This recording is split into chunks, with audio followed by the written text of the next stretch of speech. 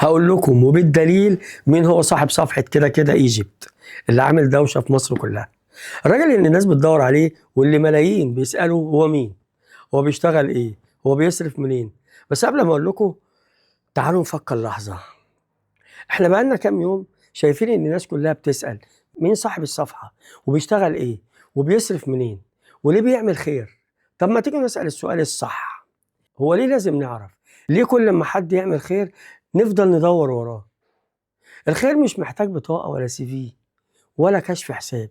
الراجل ربنا يبارك له بينزل يساعد ناس، بيفرح قلوب، بيمسح دمعة، بيشيل هم. طب ايه اللي مضايقنا؟ احنا ليه مش قادرين نسيب حد يعمل خير في هدوء؟ يا ريت نسيبه لنيته، نسيبه الرب، نسيبه يعمل خير من غير ما نحشر مناخيرنا في حياته. مش لازم نعرف هو مين، ومش لازم نعرف بيصرف منين، مش لازم ندخل في حاجة ما تخصناش. الخير الحقيقي ملوش صاحب، واللي بيعمله ربنا هو اللي عارفه.